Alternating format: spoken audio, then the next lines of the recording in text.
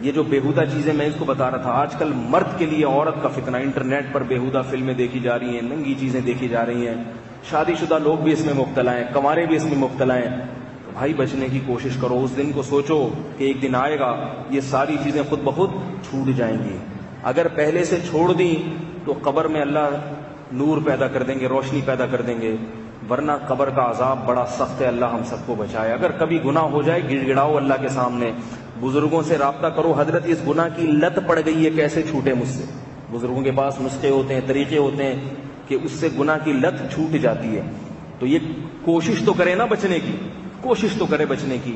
کوشش کرے گا اللہ فرماتے ہیں میں اس کی کوشش میں رنگ ڈالوں گا. ایک چھوٹی سی بات، بعض لوگ یہ کہتے ہیں کہ ہم بار بار توبہ کرتے ہیں عادت، پھر جناب وہ گناہ ہو جاتا ہے تو مایوس ہوتے ہیں. تو یہ دیکھو، یہ جو بار بار توبہ ٹوٹتی ہے یہ اللہ کا قصور نہیں ہے.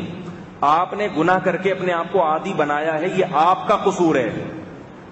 آپ نے کیوں کیا وہ بار بار گناہ؟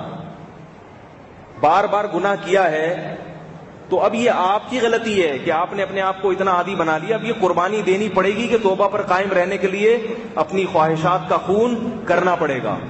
کسی نے ایک دو دفعہ شراب پیو، اس کے لیے چھوڑنا آسان، لیکن وہ اس امید پہ پیتا رہتا ہے کہ بعد میں توبہ کروں گا.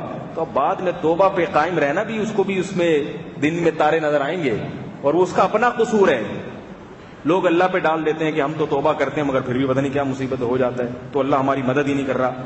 اللہ مدد کر رہا ہے، مگر اللہ کہہ رہا ہے جیسے تم نے اتنے مزے لیے ہیں تو اب تھوڑی قربانی بھی تگڑی دینے کی کوشش کرو. پھر بھی ہو جاتا ہے تو توبہ کرو، اللہ معاف کرے گا. اور گناہ سے بچنے کی، تو کتنے لوگ ہیں جنہوں نے گناہوں سے، زنا سے توبہ کی ہے. زنا تو بڑا گناہ ہے. کتنے لوگ ہیں ساری زندگی زنا میں گزری مگر جوانی میں انہوں نے، یعنی ساری زندگی مطلب بہت بڑا جوانی کا حصہ زنا میں گزرا مگر توبہ کر لی. تو ایسا نہیں ہے کہ توبہ ہو نہیں سکتی، ہو سکتی